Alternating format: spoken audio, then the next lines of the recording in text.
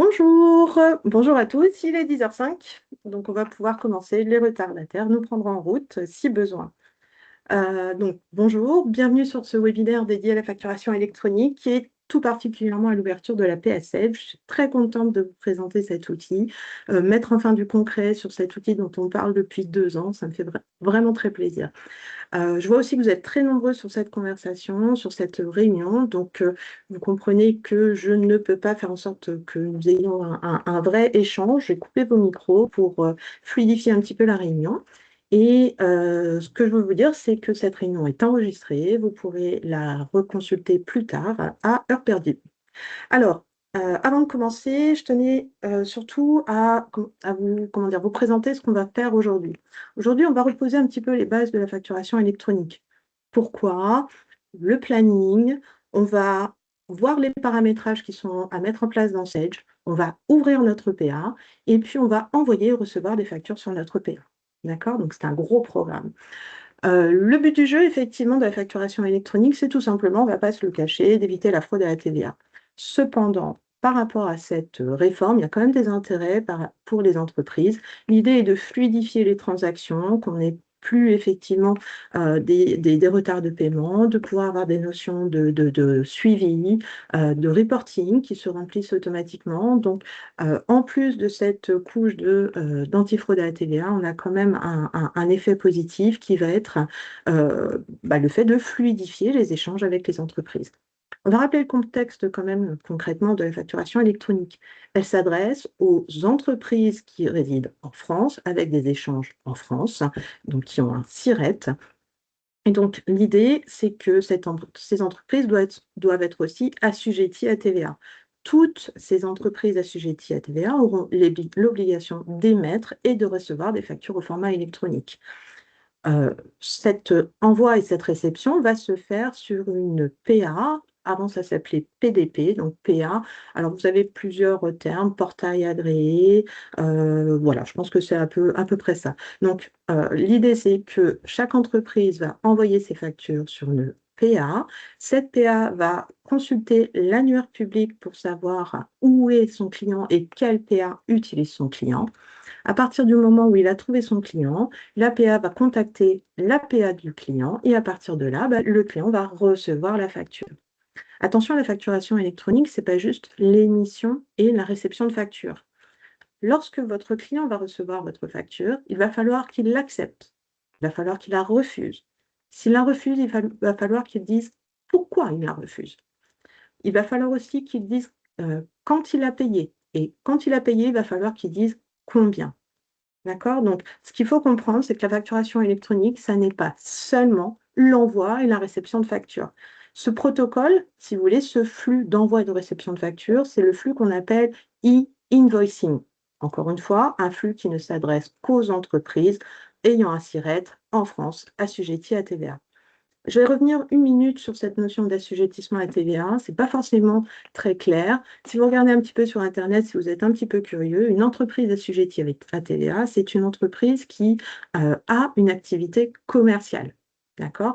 Donc, il y a un certain nombre d'associations, par exemple, qui ne sont pas soumises, qui ne sont pas assujetties à TVA. Et puis, on a des entreprises qui sont sur des secteurs spécifiques qui, eux non plus, ne sont pas assujettis à TVA. Ces organismes, ces associations, ces entreprises ne font pas partie du flux de la facturation électronique. De la même façon, les entreprises avec lesquelles vous avez des échanges euh, qui sont en intra-communautaire, voire même à l'export, voire même si vous avez des échanges avec des particuliers, ces échanges-là ne font pas partie du flux de e-invoicing. Et donc, effectivement, ils n'auront pas l'obligation d'ouvrir une PA. Nous-mêmes, en tant que particuliers, on n'a pas du tout l'obligation d'ouvrir une PA. Par contre, l'idée, c'est une bonne transition pour vous parler du deuxième flux et de la deuxième couche de la partie facturation électronique, la notion de e-reporting. D'accord? Ce qu'il faut comprendre, c'est que lorsque vous allez indiquer à votre fournisseur que vous l'avez payé et que vous avez payé combien, eh bien, vous allez par la même occasion alimenter un flux de données qui va s'appeler le e-reporting. Ce e-reporting, si vous voulez, va être le reflet des échanges facturés avec des particuliers en intracommunautaire ou à l'export, mais aussi des règlements. D'accord? Donc, on comprend bien qu'il y a deux flux. Un flux e-invoicing qui va concerner en fait les facturations uniquement des entreprises, le B2B en France, puis un flux de e-reporting qui va prendre en fait tous les autres flux de facturation, le B2C et le B2B international, mais aussi toute la partie règlement. D'accord? Donc déjà, ces notions de flux. Pour revenir un petit peu à la base de la facturation électronique, on en parle ensemble depuis à peu près 2 ans. Vous avez tous compris que ça n'est pas le fait d'envoyer une facture par mail, ça n'est pas un PDF. C'est un flux XML qui permet à un ordinateur de discuter avec un autre ordinateur. Il s'appuie, ce flux XML, sur les paramétrages de votre dossier. D'accord? Donc, s'il y a une anomalie dans votre dossier, ben, il y aura une anomalie dans votre flux XML. Donc, il est très important, voire primordial, que vos dossiers soient bien paramétrés que ça soit au niveau comptabilité, que niveau gestion commerciale. Ensuite, ces flux XML, ils sont normalisés, bien entendu. Il y a le flux de facturation FactureX, le flux de facturation UBL et le flux de facturation C2I. Ce qu'il faut comprendre aussi, c'est que l'administration fiscale, comment dire, a demandé à ce que toutes les PA envoient ce qu'on appelle du lisible. Alors, qu'est-ce que ça veut dire? L'idée, c'est que quand vous allez générer une facture au format électronique, vous n'avez pas l'obligation d'envoyer un PDF.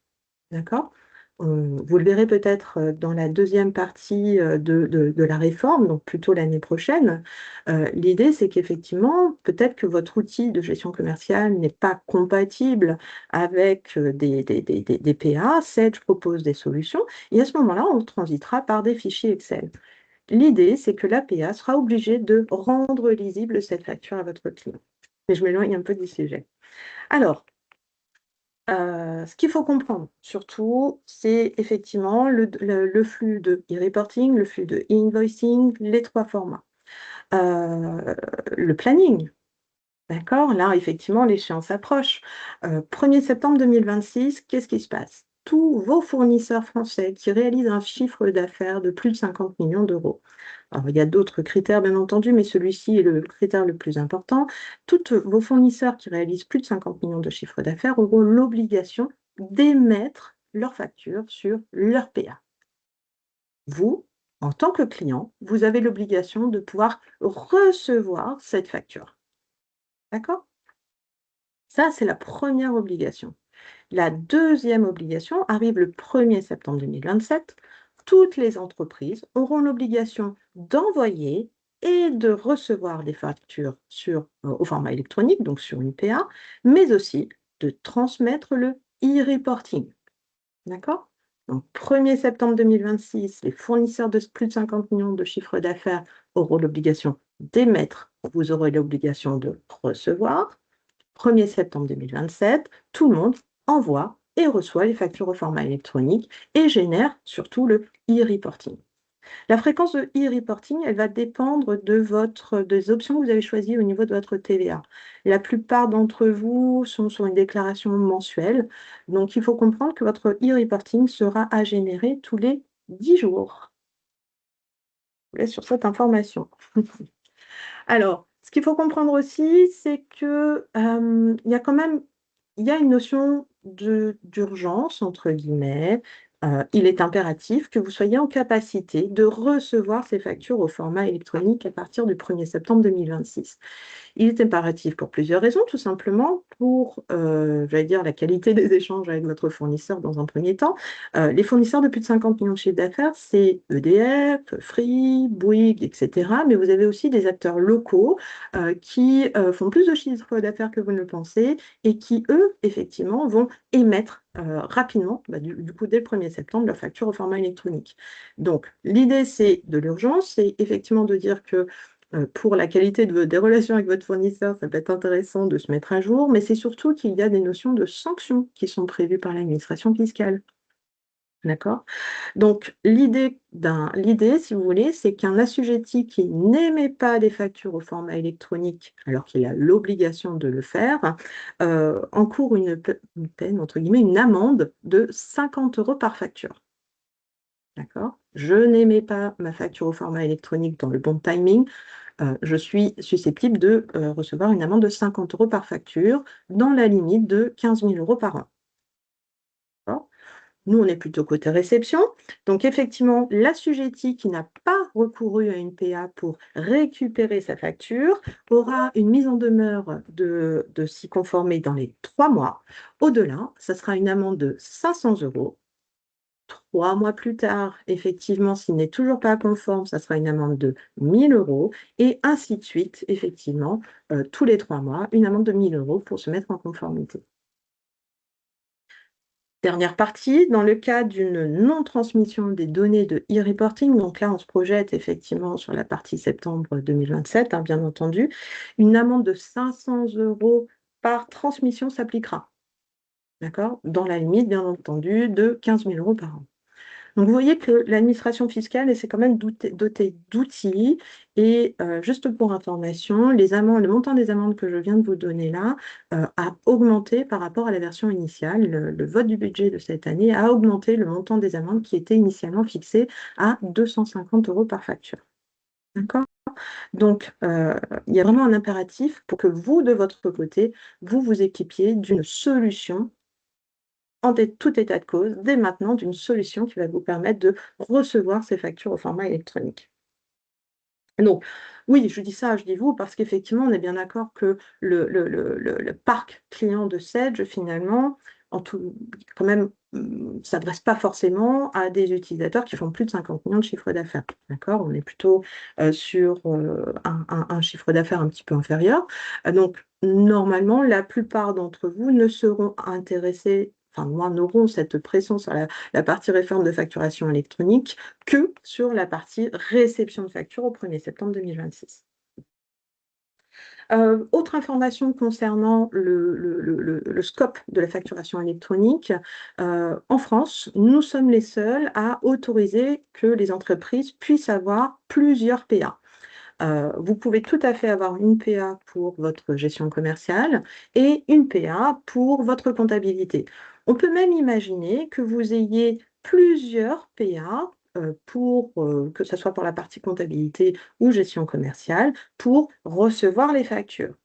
Imaginons le cas où vous avez une entreprise qui est suffisamment assise, suffisamment structurée, avec des notions de service. Par exemple, un service qui va traiter les factures de frais généraux et puis un autre service qui va traiter les factures liées en fait à l'activité de l'entreprise. Et bien à ce moment-là, cette entreprise aura la possibilité d'utiliser donc de PA, mais aussi d'utiliser une notion de code routage ou de suffixe pour alimenter le maillage. Alors là, j'ai utilisé plein de mots un peu compliqués, je m'en excuse. On va commencer par la base. La notion du maillage, qu'est-ce que c'est? Il faut voir le maillage comme une notion d'adresse mail un petit peu. L'idée, c'est que quand vous envoyez votre facture à votre client, aujourd'hui, si vous n'avez pas la bonne adresse, la facture, elle n'est jamais reçue. Le maillage, côté PA, c'est la même chose. D'accord? Par défaut, le maillage d'une entreprise, ça va être son sirène. Sauf que si une entreprise a plusieurs établissements, ben, ça ne sera pas le sirène, ça sera le sirette. D'accord? Donc, le niveau minimal de maillage d'une entreprise, ça va être son sirette. C'est vraiment l'identifiant qui va permettre à toute entreprise de pouvoir communiquer sur une PA, émettre et recevoir, bien entendu. Et puis, si vous voulez, dans le cas où, je vous l'ai dit, vous êtes une entreprise qui est très structurée, en plus de votre numéro SIRET, vous allez pouvoir ajouter une notion de code routage ou de suffixe pour compléter votre SIRET. Par exemple, je vais transmettre comment dire, à mes fournisseurs le fait que quand mon fournisseur est un fournisseur de frais généraux, il faudra qu'il alimente dans ma fiche client mon SIRET plus un code routage qui peut être frais gène, par exemple, ou gène, ou ce que vous voulez, ou 001, peu importe. L'idée, c'est qu'effectivement, il y ait un code que vous allez déterminer qui va permettre à vos fournisseurs de vous envoyer au bon service la facture. Pour le service qui va s'occuper plutôt des achats de marchandises, eh bien, à ce moment-là, ils vont contacter leur fournisseur en leur indiquant que leur maillage sera le numéro SIRET plus un code routage ou un code suffixe qui va être, par exemple, achat, d'accord, ou 002. L'idée du maillage, c'est la notion de l'adresse mail. Donc, je reprends un petit peu le principe de l'environnement en fait de la partie facturation électronique. Aujourd'hui, notre urgence à nous, Erika, et à vous, nos clients, c'est effectivement de se mettre en conformité pour recevoir les factures au format électronique. Dernière précision quand même malgré tout importante, hein, encore une fois, tous nos clients qui sont à Monaco n'ont pas, et qui n'ont pas de numéro SIRET ne sont pas concernés par cette facturation électronique. D'accord? Donc, il n'y a pas d'obligation. Alors, on est d'accord que Monaco va suivre, mais ce n'est pas prévu. Et l'idée aussi, si vous voulez, c'est que aujourd'hui, nous posons le jalon en France de cette facturation électronique. Sachez que ce jalon existe déjà depuis quelques années en Italie. Il va être mis en place en Espagne, en Belgique. L'idée, si vous voulez, c'est qu'à terme, alors je ne suis pas devin, je ne pourrais pas vous dire dans quelle échelle de date, mais à terme, effectivement, ces échanges seront étendus au niveau européen, bien entendu. Donc, il va falloir se mettre quoi qu'on fasse. Donc, vous, en tant que client, 1er septembre 2026, mise en conformité pour recevoir ces factures au format électronique. Il va déjà y avoir une question de version, d'accord? C'est vrai que la réglementation évolue, les cas d'usage ont évolué aussi. Il y a encore quelques cas d'usage côté administration fiscale qui ne sont pas écrits. On comprend, si vous voulez, que notre application Sage devra être mise à jour régulièrement pour bénéficier de toutes les améliorations qui auront pu être écrites au fur et à mesure que le temps passera. Aujourd'hui, pour être en conformité, on part sur une version minimale qui est la 12.10. En sachant que la dernière version qui est sortie il y a quelques semaines maintenant est la 12.20. C'est celle que je vais vous montrer aujourd'hui, celle qui bénéficie de toutes les améliorations liées à cette facturation électronique. Il y a quand même une petite exception, c'est si vous possédez ACS, Automatisation comptable Sage, pardon, si vous possédez ACS, vous pouvez avoir un environnement Sage qui soit en minimum en V10. D'accord? Donc, compatibilité minimale, 12.10, je préfère même 12.20, et si on a ACS, version 10. Alors, je pense qu'on a posé un petit peu le contexte. Je vais maintenant passer dans l'UR, si vous voulez.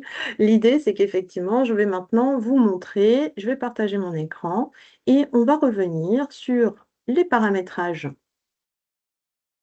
à mettre en place dans Sage. Donc, j'espère que vous voyez tous bien mon écran parce qu'effectivement, c'est vraiment là où tout va se jouer. Laissez-moi réduire un petit peu cette fenêtre et vous expliquer un petit peu mon contexte. Je suis sur une version 12.20 et je vais vous présenter, on va dire, 3 cas de figure. J'ai ici une société que j'ai appelée Démo RFE dont je vais me servir pour ouvrir l'APA. Je ne vais pas m'en servir après plus loin dans ma démonstration parce qu'il faut comprendre que cette PA, elle s'actualise avec votre système Sage toutes les heures. D'accord? Donc, je n'ai pas du tout l'intention d'attendre 1 heure que ma synchronisation soit terminée. Donc, je vais me servir de ce dossier démo RFE pour ouvrir mon accès à l'APA, puis je vais passer sur les autres sociétés sur lesquelles j'ai déjà fait mon inscription et qui fonctionnent déjà. Sur ces 2 sociétés, j'ai une première société qui est une société cliente qui s'appelle MyHome Concept. Cette société, elle vient juste d'ouvrir, elle fait du conseil en aménagement immobilier et elle a besoin effectivement de s'équiper d'informatique. Pour cela, elle a contacté la société Full Inside qui vend des ordinateurs et qui fait de la prestation de services et qui, effectivement, elle réalise un chiffre d'affaires de 50 millions de chiffre d'affaires et donc qui, elle, a l'obligation d'émettre ses factures au format électronique. Ce sont bien sûr des cas de test, donc effectivement, je n'ai pas pris des données réelles, hein, je vous rassure. Donc, je vais commencer déjà dans un premier temps pour, avant d'ouvrir l'APA, de revenir sur les paramétrages.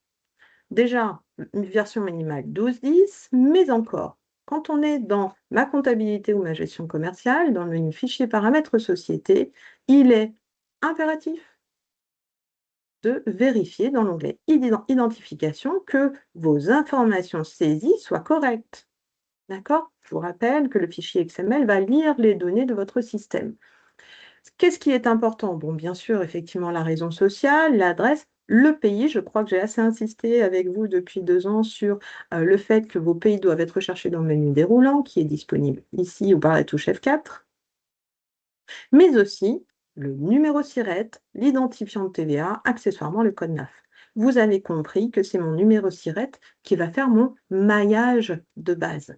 D'accord? Donc, c'est très important que cette information soit bien saisie. Dans un deuxième temps, pour que mon dossier soit bien paramétré, il faut aussi que j'ai créé des contacts. D'accord? Voilà, je suis Monsieur Fort Stéphanie, j'ai été vite, hein. Je vais me faire madame d'ailleurs. Hop, voilà.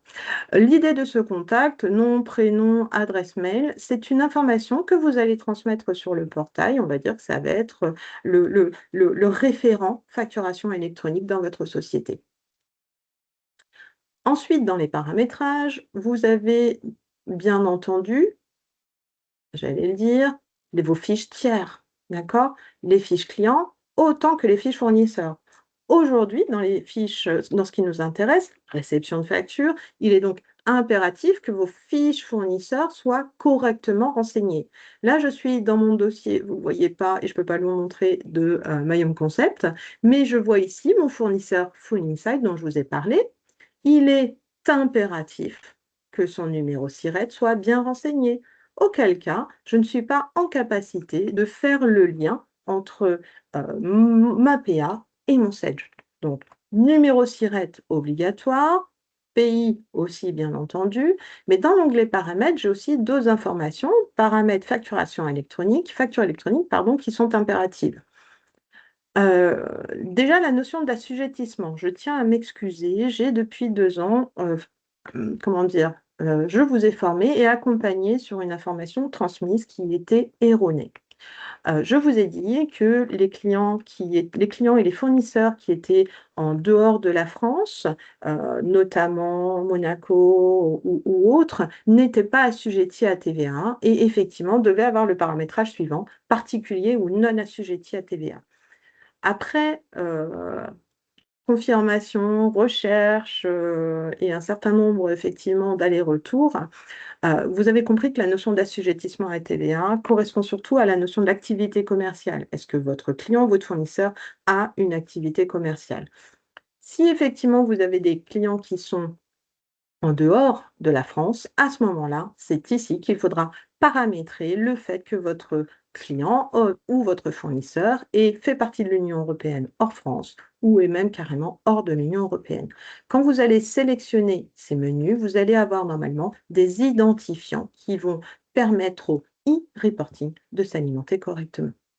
D'accord? Donc je m'excuse pour cette information erronée en tout état de cause. J'espère que ce webinaire, vous permettra de, prendre les devants pour corriger l'information. Donc mon fournisseur est assujetti à TVA et c'est une entité qui est aussi une entité privée assujettie à la TVA France. Vous voyez effectivement que j'ai un menu déroulant qui me permet de gérer tous les cas de figure. Le cas notamment par rapport à l'assujettissement des clients particuliers ou des entreprises non assujetties à TVA et le fait que si je suis une entreprise ou un particulier, pardon, si je suis une entreprise, soit je suis référencée dans l'annuaire référencée dans l'annuaire parce que je suis effectivement soumis à la facturation électronique, soit je ne le suis pas parce que potentiellement, effectivement, j'appartiens à la zone européenne ou à l'export. Je peux aussi gérer les entreprises, les administrations publiques. N'oubliez pas que dans le début de la réforme, il était prévu que Chorus Pro soit intégré à cette plateforme électronique. Pour des raisons de budget que vous connaissez, ce projet est remis à plus tard, mais le paramétrage existe déjà. J'ai d'autres paramétrages qui sont arrivés parce que dans mon dossier Home Concept, j'ai activé ma PA. Vous voyez que mon fournisseur, je vais pouvoir aussi lui paramétrer l'application préférée qui va traiter sa facture. D'accord? Soit effectivement, je n'ai aucune application qui va traiter sa facture, soit c'est ma gestion commerciale qui va traiter la facture de mon fournisseur, soit c'est ma compta, soit c'est une application externe du type ACS, ou alors selon le code routage, effectivement, je vais diriger le flux vers tel ou tel outil. D'accord? Ce menu, vous ne l'avez pas encore dans vos dossiers puisque vous n'avez pas ouvert votre PA.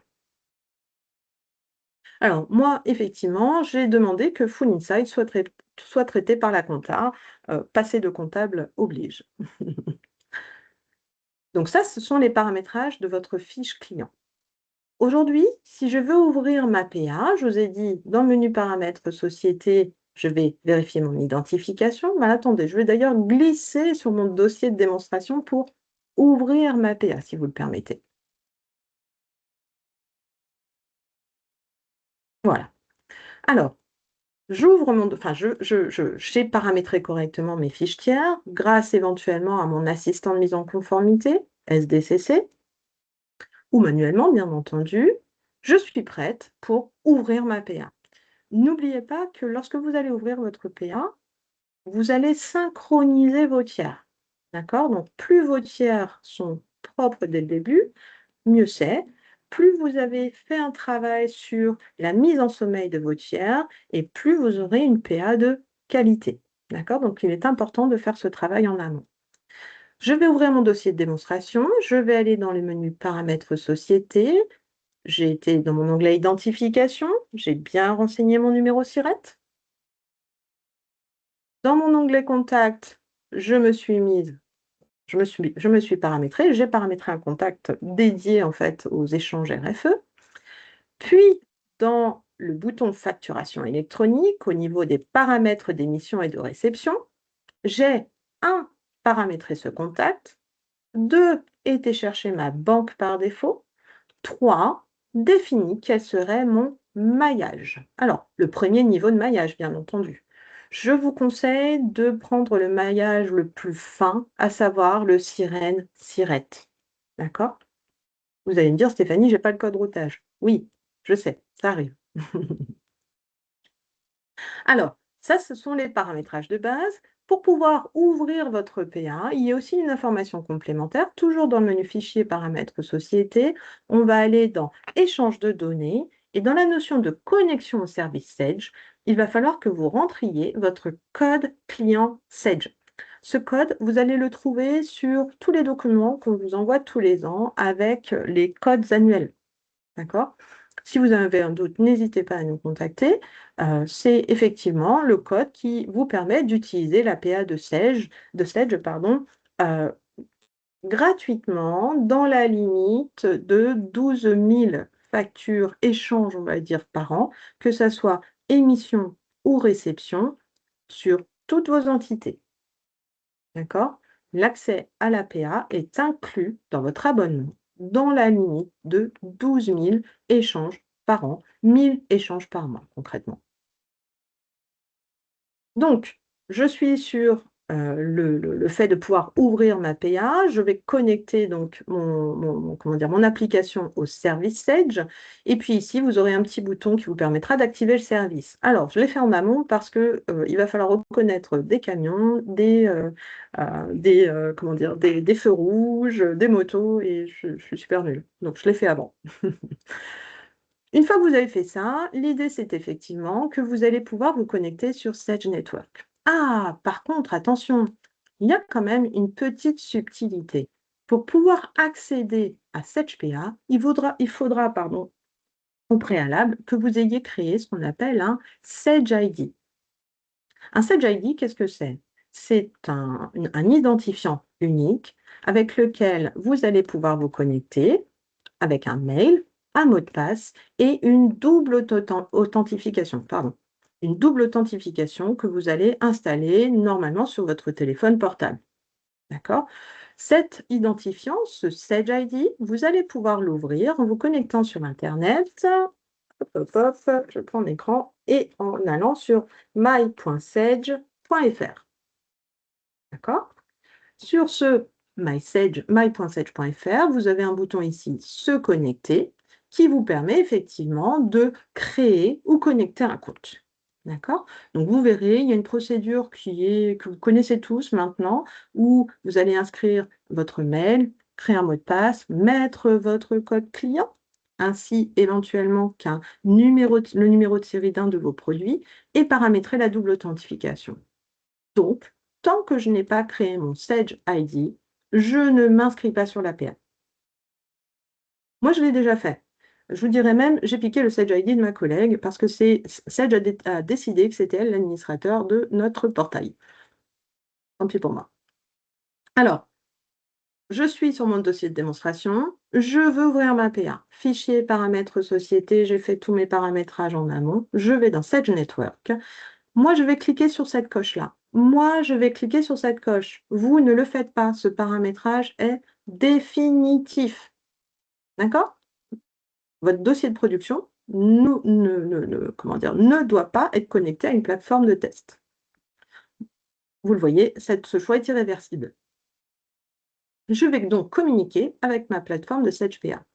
Je vais tout simplement ici cliquer sur le bouton Inscrire la société et je vais avoir un petit assistant qui va m'expliquer alors plusieurs choses, l'environnement Sage Network, le portail collaboratif, Sage Connect. D'accord? Sage Network, qu'est-ce que c'est? C'est ce que cet assistant vous explique. C'est un écosystème qui vous permet d'échanger avec vos clients et vos fournisseurs.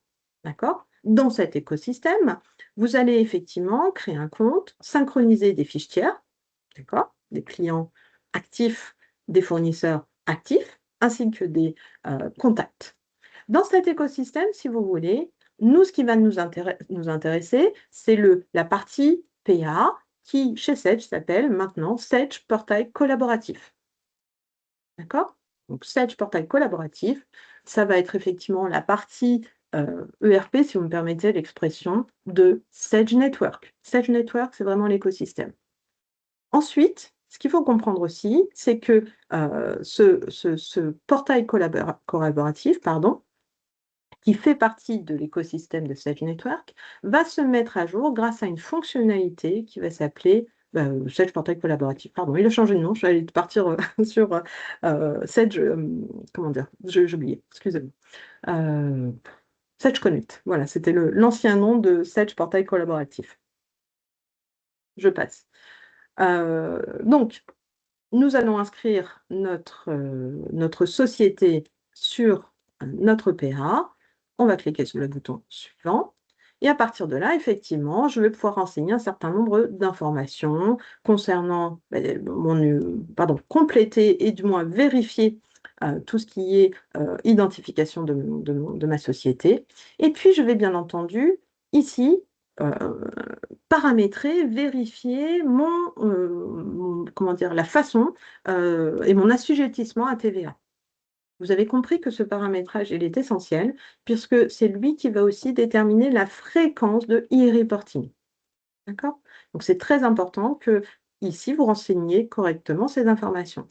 Normalement, ces informations, elles sont dans les paramètres société, dans l'onglet TVA, mais je ne pense pas que vous ayez rempli correctement ces informations. Par contre, effectivement, vous comprenez maintenant que c'est primordial que ces informations soient bien renseignées. Effectivement, il faudra aussi cocher sur les options suivantes si vous les avez souscrites, à savoir est-ce que vous avez opté pour le versement trimestriel et est-ce que vous avez souscrit à une option de paiement de TVA sur les débits. Et à ce moment-là, il faudra indiquer la date d'application. D'accord? Vous aurez, moi j'ai un bouton fin, donc normalement le paramétrage est terminé. Comme je suis sur une plateforme de test, j'ai un environnement un peu simplifié. Vous aurez des écrans supplémentaires. Il suffit de les lire, l'assistant est très bien fait. D'accord? Moi je vais cliquer sur le bouton fin, et puis à partir de là, effectivement, vous voyez qu'on arrive à à la notion de double authentification liée au Sage ID. Et c'est là où, effectivement, si vous voulez, je ne vais pas aller beaucoup plus loin parce que concrètement, ces inscriptions, je les ai faites avec d'autres sociétés. D'accord? Je vais reprendre du coup quand même malgré tout le process. fichier, paramètres société, échange de données, Sage Network. Moi, je vais communiquer avec ma plateforme de test, mais pas vous, parce que le paramétrage est définitif. Et je vais cliquer sur le bouton Inscrire la société. Je vais vérifier les informations, me laisser guider par l'assistant. Et surtout, avant d'avoir fait ça, je me fais, comment dire, je prends la précaution de vérifier que mon Sage ID que j'ai dans mon my.sage.com, pas .com d'ailleurs, my.sage.fr, pardon, pas pourquoi, my.sage.fr, je prends la précaution de vérifier que mon Sage ID a bien une double authentification mise en place. D'accord? Ça sera essentiel. Alors, je vous ai dit que j'avais passé, moi, cette étape d'inscription parce que comment dire, la synchronisation, elle peut être un petit peu longue. D'accord? Donc, je vais aller directement sur ces sociétés, mon client et mon fournisseur, pour vous montrer le résultat. Le résultat de tout ça, déjà dans les paramètres société, quand je vais sur le bouton échange de données Sage Network, vous voyez effectivement que j'ai une inscription à la société qui a été réalisée. Dans l'onglet facture électronique, fichier paramètres société, facture électronique, je vois aussi que j'ai maintenant plusieurs menus qui sont apparus, entre guillemets, d'accord, qui ont été complétés. Je vous ai parlé du maillage grâce au code routage ou au suffixe. C'est grâce au paramétrage que vous retrouverez dans ce menu fichier paramètres société, facture électronique, adressage des factures, que vous allez pouvoir créer des informations complémentaires pour que vos fournisseurs vous adressent correctement leurs factures. Le cadre de facturation et le cycle de vie de facture, le motif de cycle de vie, effectivement, sont des paramétrages disponibles, mais a priori, on n'a pas besoin d'y toucher. Deuxième chose, le fait d'avoir activé mon portail fait que dans mes fiches fournisseurs, j'ai maintenant la possibilité de paramétrer dans l'onglet dans l'onglet paramètres facture électronique, l'application préférée de réception des factures. Et puis, le fait d'avoir activé le service fait que dans mes menus traitement, ici, j'ai ce menu, alors qui s'appelait précédemment dans la version 12.10 Sage Connect, vous comprenez pourquoi effectivement ma langue a fourché tout à l'heure, mais qui depuis la 12.20 s'appelle maintenant Sage Portail Collaboratif. J'ai donc un nouveau menu qui me permet de 1. Accéder à la société et gérer mes utilisateurs. Ben oui, bien entendu que le portail, il sera d'une part multi-société, mais bien entendu multi-utilisateur. D'accord? On ne va pas avoir une personne dédiée à la facturation électronique. Il va me permettre aussi, ce portail, cet outil, ce menu traitement Sage Portail collaboratif, de transmettre et de recevoir des factures. D'accord? Alors on va aller dans le dur. Maintenant, quand on a ouvert notre portail, alors pardon, non, je vais vous montrer dans Sage Portail collaboratif, nous allons accéder à notre société parce que j'ai déjà fait la synchronisation. Et puis, je vais accéder à cette société de telle manière à vous montrer d'une part l'ergonomie, mais aussi la façon dont on va créer les utilisateurs et les options qui aujourd'hui seront disponibles. On est bien d'accord qu'en plus, ces options vont évoluer à travers le temps. On est, j'allais dire, alors, la version 1 en fait de cet outil. D'accord? Alors, vous ne l'avez peut-être pas vu, mais in fine, je suis allée sur un site qui s'appelle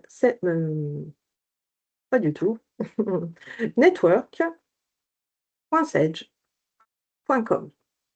D'accord? Donc, j'y suis allée par le menu traitement Sage Portail collaboratif, accéder à la société, mais c'est cette fenêtre que j'ai ouverte. Comme je vous l'ai dit, Sage a décidé que ce n'était pas moi l'administrateur du site. Donc, je vais piquer le compte de ma collègue, qui est très sympa. Je l'embrasse en passant. Et l'idée, c'est qu'effectivement, je vais vous montrer là où j'arrive.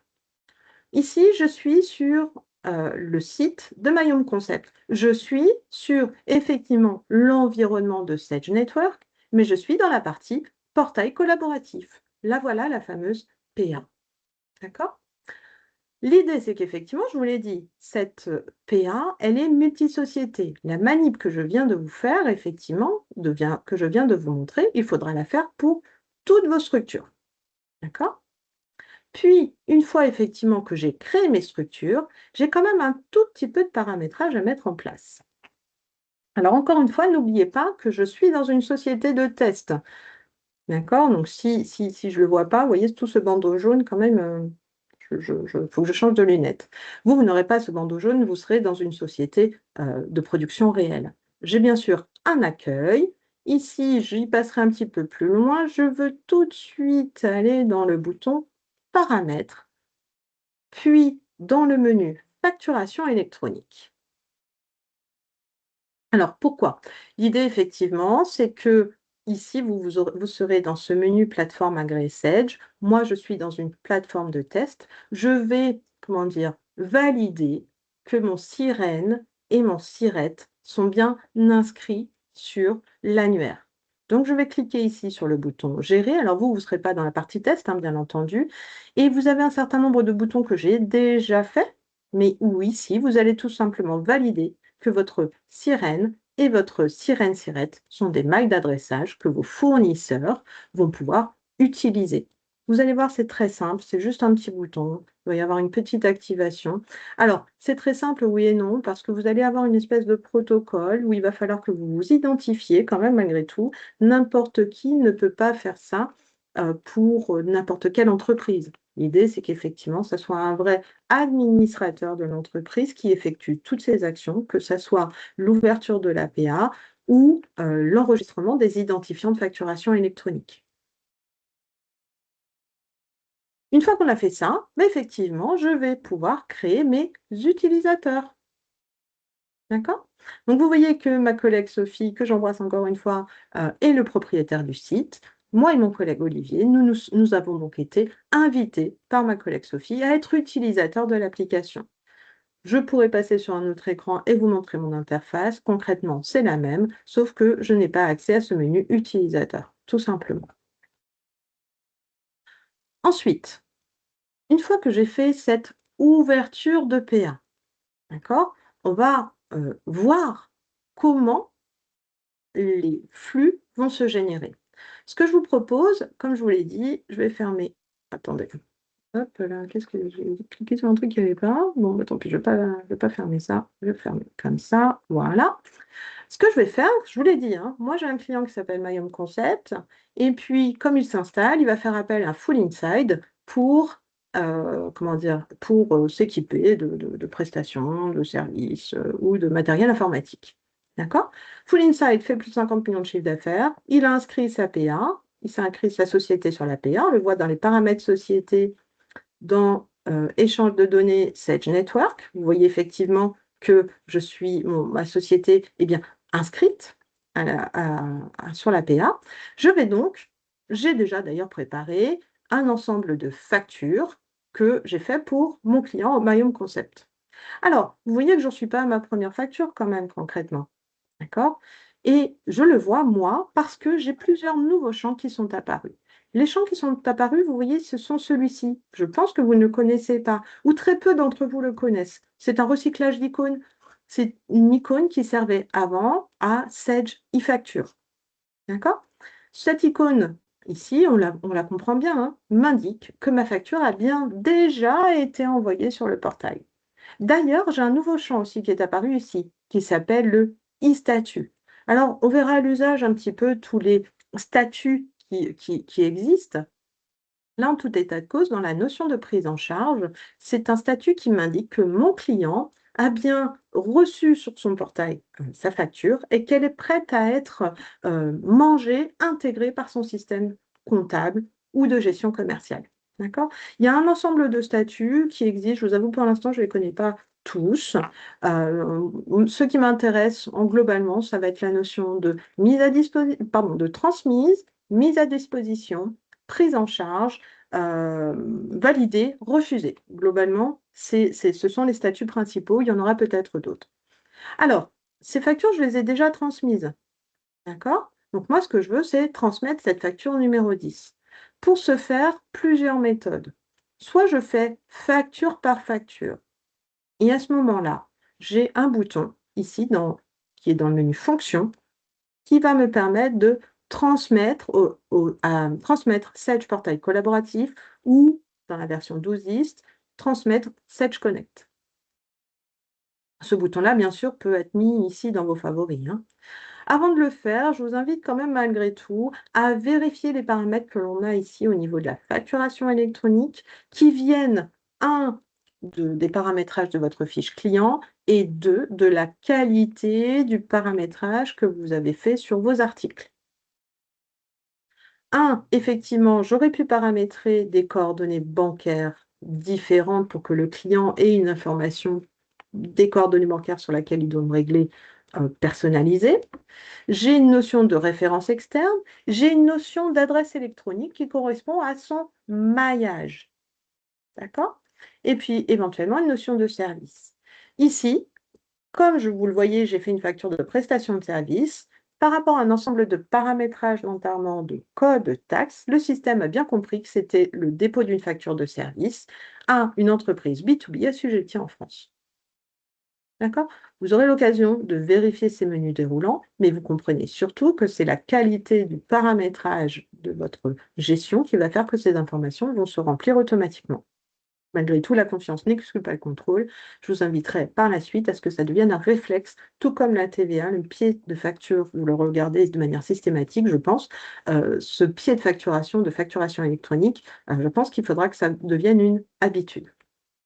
Alors, comme je vous l'ai dit, je veux transmettre, Full Insight veut transmettre cette facture à son client MyHome Concept, soit de manière manuelle, facture, par le bouton Fonction Transmettre Sage Portail Collaboratif, ou en masse, par le menu Traitement, Sage Portail Collaboratif ou Sage Connect, Transmission des factures clients. Vous avez dans cette fenêtre le traitement par défaut qui va être de transmettre les factures et les transactions, d'accord? Et puis bon, vous aurez la possibilité de les renvoyer, et juste avec des notions de filtre de date ou de client, et cetera, et cetera. Donc, je vais transmettre en masse la liste de mes factures, je peux cocher, décocher et transmettre ici par le Sage Portail Collaboratif. Vous avez compris que il n'y a pas de notion d'instantanéité. Je pense que ça va être là la vraie difficulté pour vous et pour nous. C'est-à-dire que si je clique sur ce bouton-là, suivant l'heure à laquelle la dernière fois mon portail s'est synchronisé, je vais pouvoir peut-être attendre 1 heure avant qu'il arrive sur mon portail et donc sur le portail de mon client. D'accord? Donc vous comprenez que je ne vais pas forcément appuyer sur ce bouton, mais je vais aller sur l'APA de Full Insight, vous montrer ce que l'émission de facture a comme incidence sur sa PA. Alors, j'aurais pu aller sur l'APA de Full Insight, encore une fois, par le menu Traitement, Sage Portail Collaboratif, accéder à la société. D'accord? Je vais le faire balayer en fait. Sinon, sage.network.com, non, network.sage.com, décidément, ça ne veut pas rentrer, network.sage.com pour accéder à l'environnement network et donc à une partie de cet environnement qui va être ma PA. Ah, très bien. Alors, ici, je vais me positionner sur ma société Full Inside, le direct, hein. Ou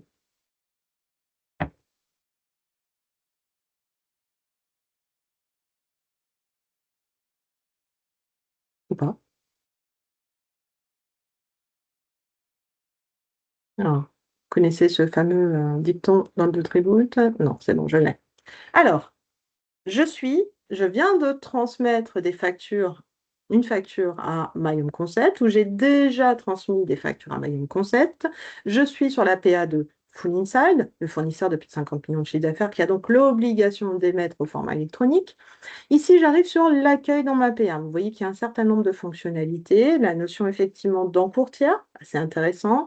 D'activité du portail, combien de clients ont visité effectivement leur facture sur votre portail, je vais vous le montrer. Et puis c'est surtout, en fait, moi ce qui m'intéresse, c'est plutôt ça, en fait. Le reste, bon, on verra l'usage, hein. Mais ici, quand je vais dans les transactions clients, j'ai tout simplement l'équivalent d'une boîte mail élément envoyé. Voilà la liste des factures que j'ai envoyées à mes clients. D'accord? Si je clique dessus, Je vais pouvoir bien sûr avoir un aperçu, mais bon, à la limite, c'est pas tant ça qui m'intéresse, c'est plutôt cliquer ici, voilà.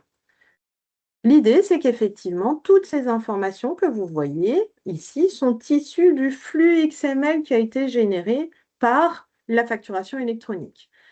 Je vous ai parlé tout à l'heure d'un lisible. D'accord? Le lisible ici correspond au PDF Sage qui a été généré par la validation, mais le lisible peut aussi être généré par l'APA. D'accord? Donc, ce qu'il faut comprendre, c'est que ce que lit l'APA, c'est ça. C'est la date, le montant TTC, les notions de date d'échéance, de net à payer, les références articles, les TVA et les montants hors taxes. D'accord? Vous avez d'autres informations complémentaires, mais vous voyez qu'effectivement, on est sur une notion de strict minimum. Ensuite, effectivement, bah moi, je suis le fournisseur. Super, moi, je vois la liste de mes transactions clients, mais moi, ce qui m'intéresse, c'est de me mettre maintenant côté client et de recevoir en fait les factures de Full Inside. Donc, si vous permettez, je vais basculer côté client sur l'APA de My Concept. Encore une fois, l'application elle est multi-société, hein. Et donc, ici sur ma PA, moi, ce qui m'intéresse, c'est de voir la liste de mes transactions fournisseurs.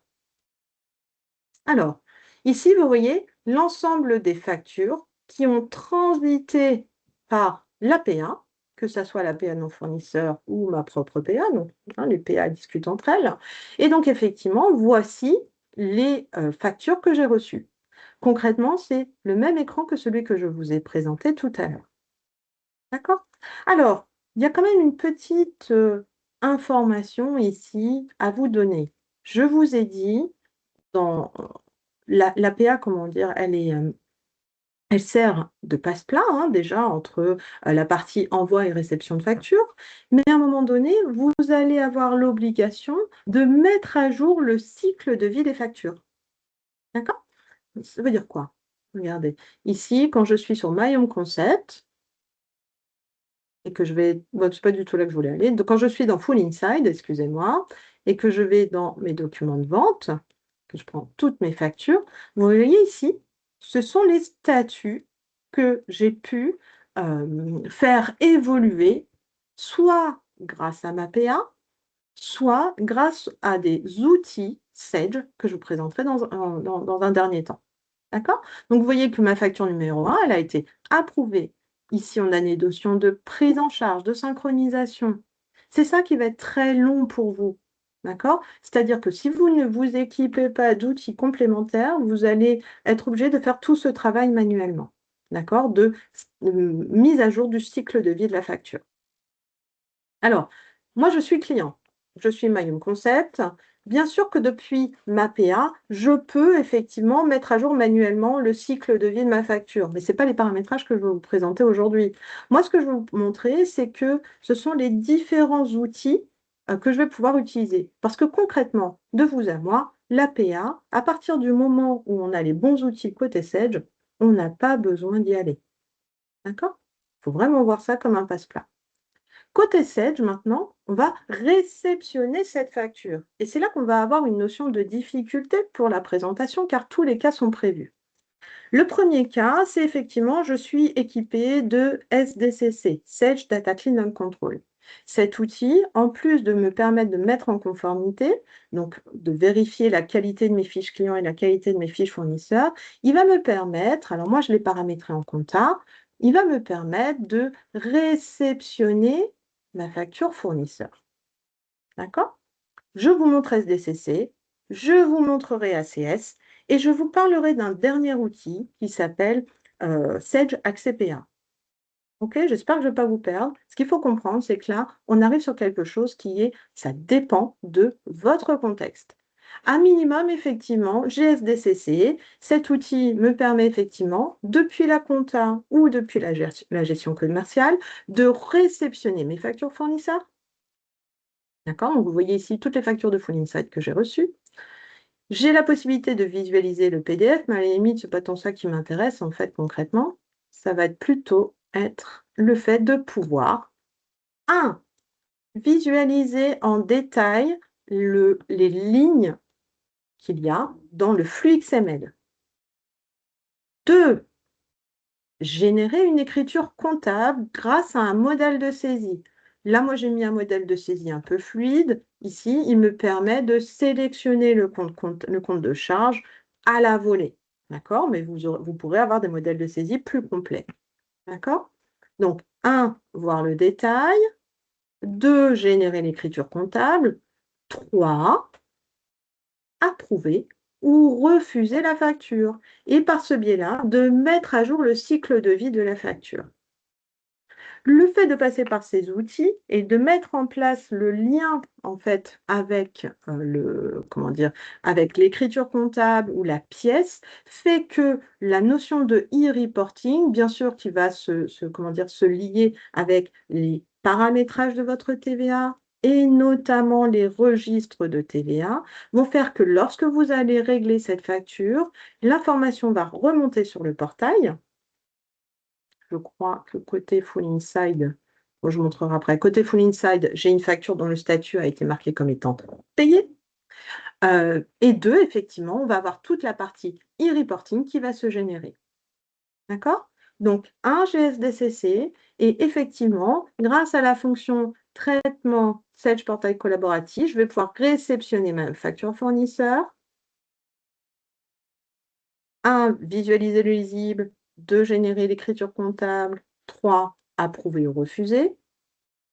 D'accord?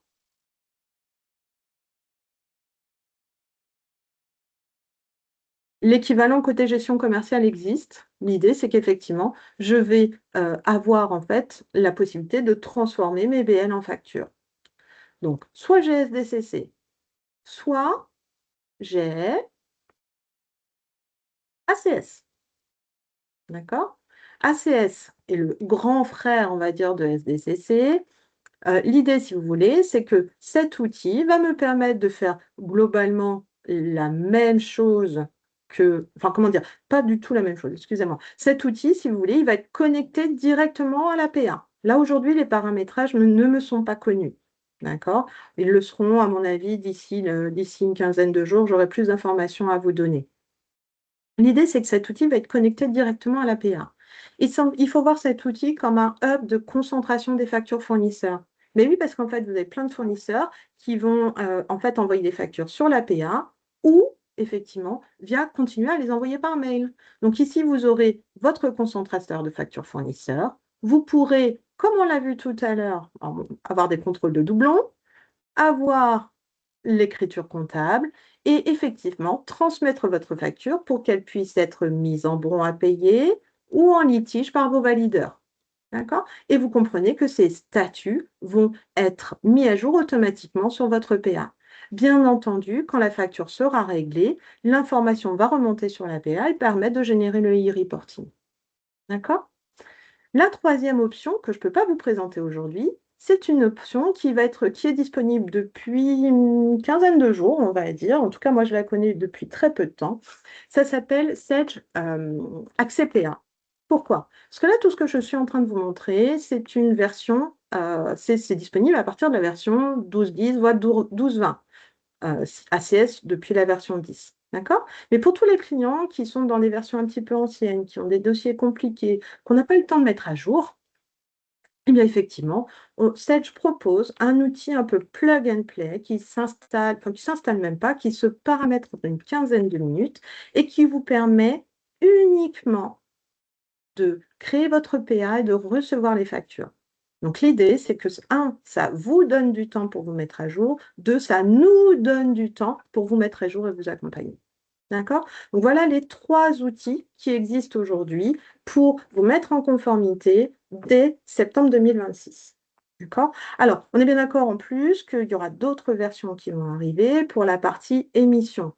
On a déjà une 12-25 qui est prévue courant septembre-octobre, on aura une 12-30, et puis suivant la façon dont ça évolue, effectivement, on va avoir des mises à jour plus fréquentes. Moi, j'ai fini ma démonstration. Ce que je vous propose, c'est de laisser la main à mon collègue Constantin pour qu'ils puissent vous parler des solutions commerciales qu'on va pouvoir vous proposer côté Erika et de la façon dont on va travailler. Et puis, ensuite, on finira par une petite session questions-réponses parce que je vois qu'il y a eu quelques questions qui ont été posées au cours de la démonstration. Donc, j'essaierai d'y répondre le mieux que je peux. Je te laisse la main, Constantin, pour la suite. Bien sûr, merci, merci Stéphanie pour ta présentation. Je pense que ça a été quand même relativement clair. Alors, il restera bien entendu des questions et puis des évolutions bah, tout au long de l'année 2027 aussi pour la partie émission. Du coup, nous, pour faire un peu suite à tout ce qu'on vient de voir, notre but est aussi de vous accompagner donc, dans cette réforme qui va s'étaler au moins jusqu'à la fin de l'année 2027. Euh, Point important à retenir, si vous n'êtes pas encore sur la version minima requise, que Stéphanie l'a dit en début de webinaire, la version 10 pour ceux qui sont équipés du module ACS et la version 12.2 euh, pour ceux qui ne le sont pas. Voilà, je vous invite à me contacter par téléphone ou par mail pour qu'on puisse regarder ensemble et qu'on puisse vous faire les propositions pour les mises à jour de votre solution ou de vos solutions Sage et ou éventuellement pour l'intégration des modules comme ACS ou Data Clean and Control. Ce qu'on a envie de proposer aussi, c'est un contrat. On peut vous proposer un contrat d'assistance de 3 jours qui est simple. Ça fonctionne comme un crédit de service que vous mobilisez vous après derrière à votre convenance. Par rapport à la réforme, par rapport aux mises à jour, par rapport aux formations dont vous auriez besoin. On va certainement intégrer dans ce contrat qu'on pourra vous proposer un pass FE. Qu'est-ce que c'est le pass FE? Je vais vous partager l'écran pour vous donner une idée du contenu du pass FE.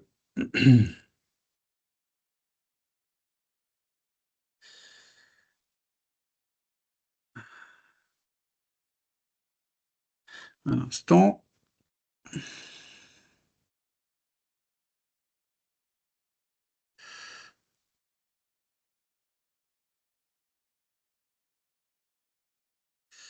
Est-ce que voilà en quoi ça consistera éventuellement ce pass facture électronique. Alors, comment ça se passe? Ce pass sera forcément relié à votre contrat Sage. Il n'y a pas de limite d'utilisateurs, c'est-à-dire que tous les utilisateurs qui sont attachés au contrat Sage que vous avez en cours pourront avoir accès à ce pass. Alors, pourquoi il est important ce pass? Parce que il va vous permettre éventuellement d'avoir une autonomie par rapport à l'évolution et par rapport aux démarches que vous devez faire ou que vous pouvez faire pour vous mettre en conformité. C'est effectivement du temps que vous devez prendre sur votre temps de travail, effectivement, pour aller chercher les informations et suivre les web formations ou aller faire les petits modules de e-learning.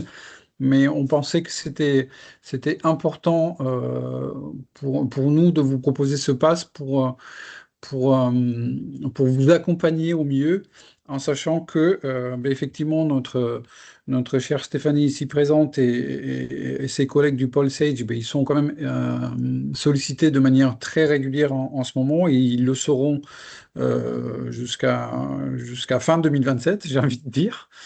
Donc voilà, tout ce qu'on peut vous apporter pour vous aider à avoir une sérénité sur toute cette période-là, on va essayer de vous le proposer. Ça, je vous ai envoyé cette petite capture d'écran après, à la fin du webinaire. Euh, voilà, après, l'idée, c'est de faire le point ensemble avec vous. N'hésitez pas à me contacter, à nous contacter par mail ou par téléphone directement pour qu'on puisse faire un tout petit peu le point sur votre version, sur les outils que vous avez, sur les éventuels outils qu'on peut vous proposer pour vous aider dans cette année charnière pour la facturation. Voilà pour le petit point commercial, entre guillemets.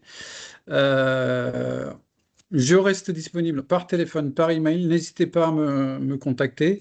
Maintenant, il nous reste une petite vingtaine de minutes pour une session de questions-réponses. Je vois qu'il y a Mike Trépy, qui est notre référent Sage sur la région, qui a déjà répondu à quelques questions la conversation. Voilà. N'hésitez pas à commencer à poser vos questions par écrit et Stéphanie et Mike, et moi-même, on va essayer de répondre à ces questions pendant les 20 prochaines minutes. Merci à vous. Ok, du coup, je reprends la main. Vous avez vu que dans la conversation, effectivement, comme l'a dit Constantin, vous aviez la possibilité de poser les questions. Mike a commencé effectivement à y répondre.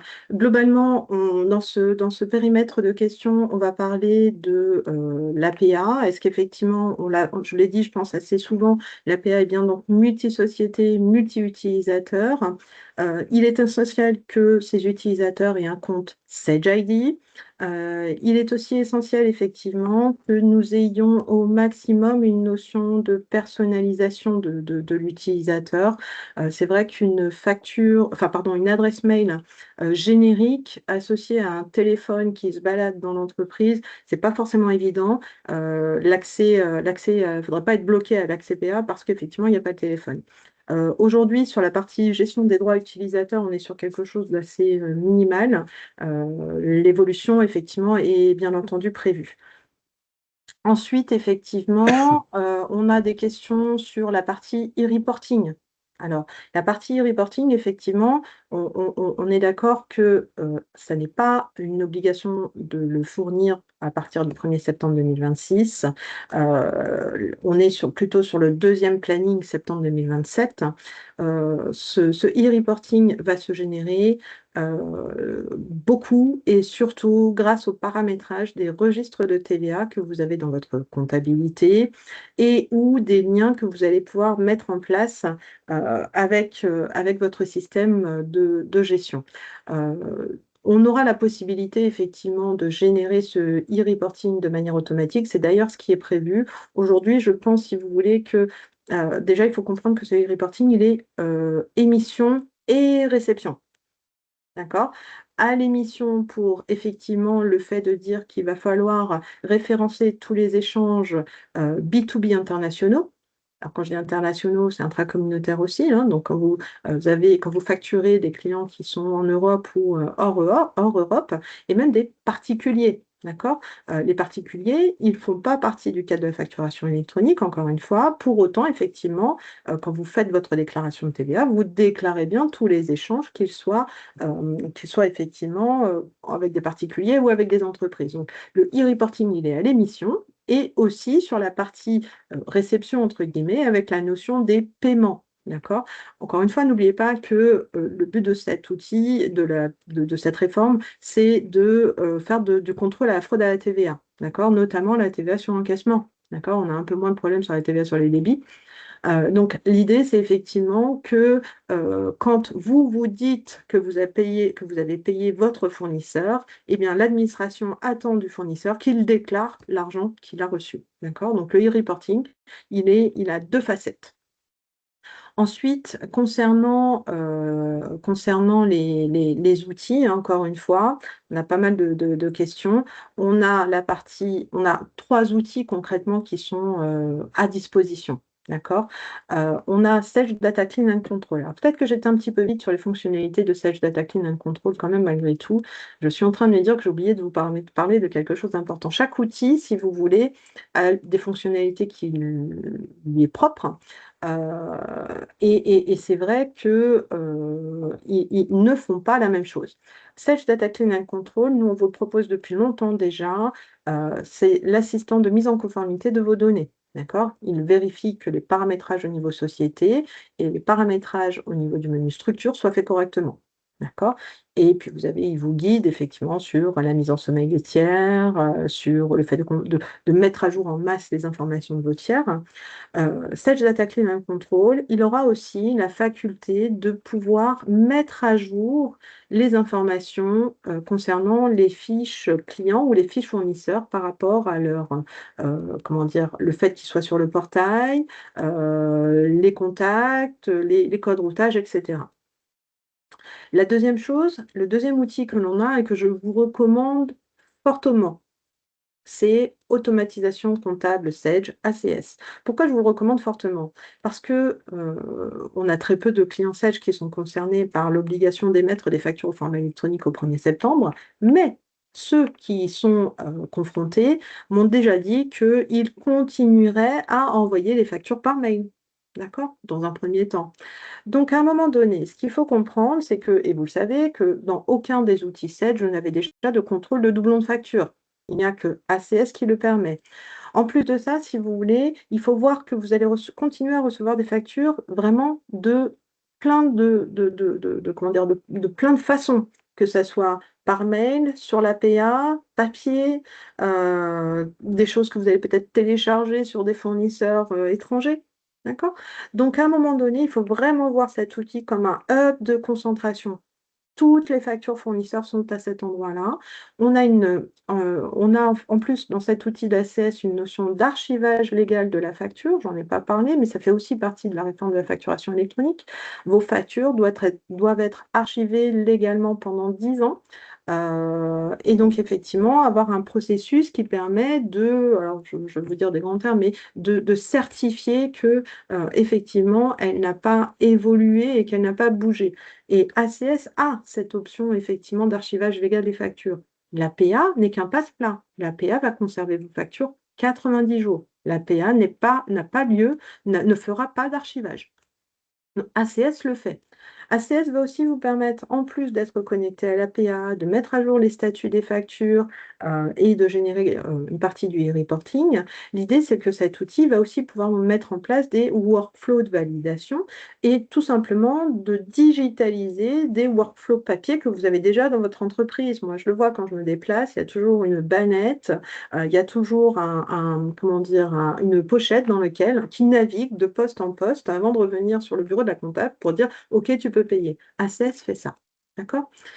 Ensuite, effectivement, je suis sortie du chapeau, effectivement, la partie, comment dire, Sage AccPA.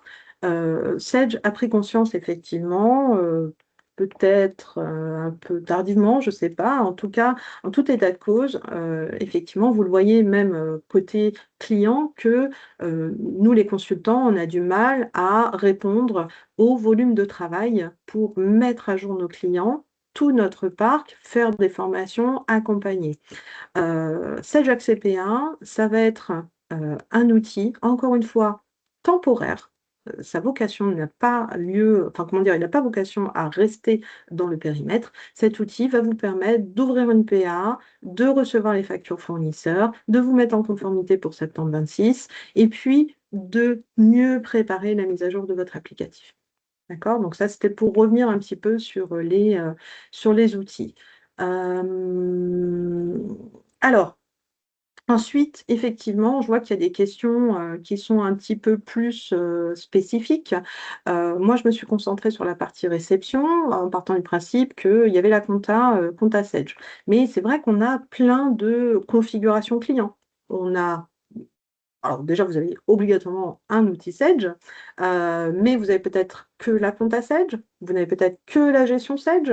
Donc l'idée, c'est qu'à un moment donné, on va faire du sur-mesure et à ce moment-là, les solutions qui sont proposées par Sage vont être beaucoup basées sur ACS. D'accord? ACS, c'est vraiment l'outil qui va prendre du galon, de l'ampleur, en tout cas qui va semble vraiment très indispensable. Aujourd'hui, ACS, il fait la réception de factures, mais demain, alors je dis demain, mais il est déjà prêt, hein, concrètement, il est prévu qu'il puisse aussi faire de l'émission de factures clients. D'accord? Le cas d'usage, c'est j'ai une compta Sage et j'ai une gestion commerciale métier. D'accord? Donc, à un moment donné, si ma gestion commerciale métier n'est pas en capacité de générer des flux XML, ou qu'il y a une difficulté quelconque, que je ne peux pas ouvrir une PA avec ma gestion commerciale, je peux tout à fait m'équiper d'une solution ACS qui, elle, effectivement, va aussi gérer du flux de factures clients. Il va fonctionner soit par des flux XML, peut-être que votre application aura été capable de générer mais pas d'envoyer, ou des fichiers Excel ou voilà, plein de choses. L'idée, c'est qu'effectivement, ACS, il a vraiment vocation à venir vous compléter votre solution. Euh, Alors, j'ai une question de Justinien. Peut-on lier la réception de facture achat sur une gestion commerciale autre que Sage et sur la réception de factures de frais généraux sur Sage Compta? Oui, et à ce moment-là, ça va être le code routage qui va vous permettre de le faire. L'idée, c'est que quand vous allez ouvrir votre PA côté Sage, vous allez mettre en place, on l'a vu dans les paramètres société, facturation électronique, vous allez mettre en place un code routage, je ne sais pas, peut-être frais généraux, FG, je ne sais pas, comme vous voulez, un code identifiant qui va vous permettre de router le flux des factures fournisseurs. Alors, il ne va pas se router tout seul, hein. À un moment donné, il va falloir informer quand même vos fournisseurs qu'ils devront utiliser ce code routage pour les frais généraux. D'accord? Sinon, il faut voir vraiment la notion du code routage comme une adresse mail. Si votre fournisseur n'a pas la bonne adresse mail, vous ne recevrez jamais sa facture. Est-ce qu'il y a... Oui, alors il y a une petite question, effectivement. Si on dépasse les 12 000 factures par an ou les 1 000 factures par mois, qu'est-ce qui se passe? Comment dire? Effectivement, il y aura un message d'alerte, un devis complémentaire vous sera fait, pas de souci. Alors, j'essaye de regarder. J'ai une question de Véronique. Les fournisseurs sont payés pour la plupart par prélèvement. Je ne vais pas parler de paiement hein, aujourd'hui. Enfin, en tout cas, j'ai parlé du e-reporting qui se générerait par la comptabilité ou par la gestion commerciale. La facturation électronique, on parle bien d'émission de facture. D'accord? Donc, le premier flux, c'est je reçois la facture, je l'intègre dans mon système de gestion commerciale. Et derrière, effectivement, lorsque je la règle, à ce moment-là, je déclenche du e-reporting. D'accord? Donc, peu importe l'APA ou les outils dont je vous parle n'ont pas vocation à payer aux fournisseurs. D'accord? Ils ont vocation, un, à recevoir les factures fournisseurs, à émettre vos factures clients et à générer des tableaux de bord de e-reporting. Alors, est-ce qu'il y a une autre question, Constantin? Est-ce que tu vois, toi, une question qui te semble intéressante?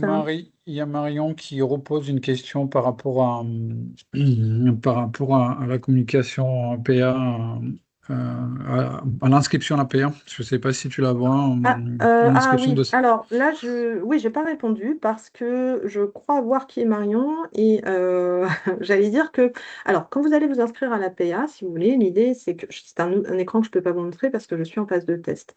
On va effectivement vous demander comment vous voulez travailler avec la l'APA. Est-ce que vous voulez utiliser uniquement les fonctionnalités de la l'APA, en fait, à savoir effectivement les notions d'invitation?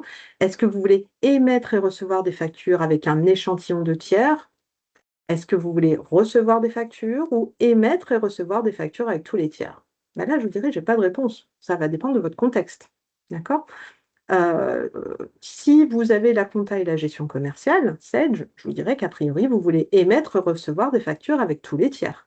D'accord? Si vous n'avez que la compta, enfin, ou que vous avez en fait un outil qui n'est pas ACS, que vous avez déjà un outil qui est prévu pour recevoir les factures, déjà, en fait, vous allez ouvrir l'APA avec cet outil. Vous n'allez pas ouvrir l'APA avec Sage. D'accord? Ou alors, vous allez l'ouvrir uniquement pour la partie émission des factures électroniques. D'accord? Donc là, je n'ai pas de réponse toute faite. Ça dépend un petit peu du contexte. Je vous dirais, quand on est 100% Sage, on veut émettre et recevoir des factures avec tous nos tiers. Il y a une question sur la conservation de la facture de 90 jours. L'obligation légale de conserver les factures pendant 10 ans disparaît-elle? Non? Non, non, au la contraire, méfiance. elle est encore plus marquée dans la réforme de la facturation électronique. Alors, vous regarderez sur Internet, c'est bien fait, hein. Moi, je vais vous faire la version simplifiée, si vous voulez. L'idée, c'est que soit vous avez un système qui va vraiment archiver légalement vos factures. Donc, chez Sage, ça va être ACS. D'accord? Chez d'autres outils, chez d'autres éditeurs, hein, vous avez les solutions de la Poste, hein, les choses comme ça, hein. Il y a plein de solutions qui font de l'archivage de factures. Soit vous avez effectivement ce truc-là, soit effectivement vous avez en fait des procédures qui permettent de dire je suis en capacité de ressortir une facture qu'il y a 10 ans parce que tout est procéduré et à ce moment-là, ça peut être validé. D'accord? Moi, je ne suis pas pour des procédures qui peuvent évoluer dans le temps avec les gens. Donc, si vous voulez, c'est pas que je veux forcer à vous prendre des outils, mais ACS, c'est vraiment l'outil qui fait l'archivage. Les PA, c'était pas comme ça, hein, que c'était paramétré, enfin, que c'était prévu au début, mais les PA n'ont pas vocation à garder vos factures. Si vous ne téléchargez, enfin, comment dire, si vous ne traitez pas la facture de votre fournisseur dans les 90 jours, la facture, elle va juste disparaître de la PA. Question sur ACS. Quand on a ACS, faut-il connecter Sage Conta à Sage Network? Oui, bien sûr, Thierry, et non, je ne sais toujours pas comment faire. Je suis d'accord, c'est ce que je vous disais, ça va arriver. Bien évidemment, encore une fois, quand vous avez tout l'écosystème de Sage, c'est vrai que ça fait beaucoup d'outils, hein, dit comme ça, mais quand vous êtes intégré dans l'écosystème de Sage, que vous avez SDCC ou mieux ACS, hein, j'insiste, ACS pour moi est vraiment l'outil qui va être le plus intéressant dans le cadre de cette réforme. Il est bien évident que cette partie portail, si vous voulez, c'est vraiment du back-office, en fait, concrètement. Euh, donc, et moi, enfin, c'est pas pour moi, hein, ACS sera connecté à votre PA. Il y aura quelque chose à faire pour le faire. Je ne désespère pas de savoir quoi. Si on décide d'arrêter Sage, comment récupérer les factures archivées? Alors, dans ACS, je le dis bien, hein, ça suppose effectivement que vous ayez ACS, parce qu'effectivement, l'archive légale, elle est proposée uniquement dans cet outil. Vous avez la possibilité d'exporter tous les PDF des factures. Voilà. Je pense qu'on a fait le tour des questions, à moins qu'il y ait quelqu'un qui ait une autre question sortie du chapeau. Alors, on est d'accord effectivement que là, on était sur une présentation très générale. L'idée, c'était de vous donner de l'information pour que vous puissiez maintenant vous projeter sur ce qu'est une PA et comment on va travailler. Toute l'équipe est à votre disposition. Vous voyez qu'on souffre un petit peu en ce moment, mais on devrait être meilleur à partir du mois de septembre, pas de problème. Disons que l'étape importante maintenant à faire, et je pense que c'est une étape relativement simple à réaliser, et Stéphanie, tu me diras si je me trompe ou pas, c'est déjà faire l'inscription pour ceux qui ne l'ont pas fait à la PA de Oui. Sage. Alors, faut déjà vérifier qu'on les prérequis techniques, hein, la version concrètement, et se mettre à jour. J'allais dire avant d'ouvrir l'APA, en fait, c'est effectivement de faire le bilan. Est-ce qu'on est à jour? Est-ce qu'on est en capacité de faire les fonctions que je vous ai montrées? Si ce n'est pas le cas, effectivement, il faudrait nous contacter assez urgemment pour qu'on puisse vous accompagner dans cette évolution technique. Et bien entendu, effectivement, ouvrir l'APA. D'accord? Mais Donc, est-ce que, si on n'a pas le temps, pardon, Constantin, passer peut-être par Sage CPA qui permet effectivement de faire le tampon, de faire le relais en attendant effectivement que tout le monde soit à jour.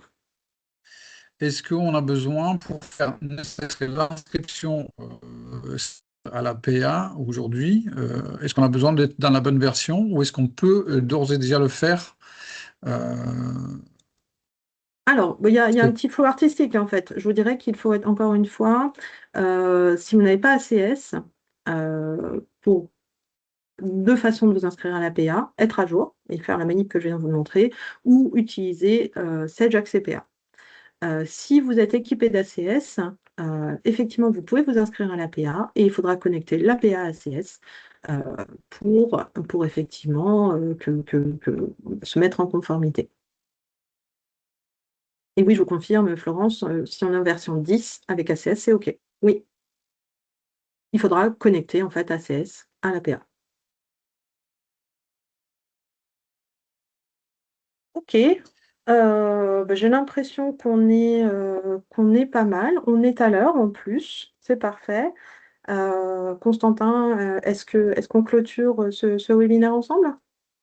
Bah, écoutez, je voulais remercier Stéphanie pour la présentation d'aujourd'hui, à Mike aussi qui nous a quand même donné un grand coup de main dans les questions.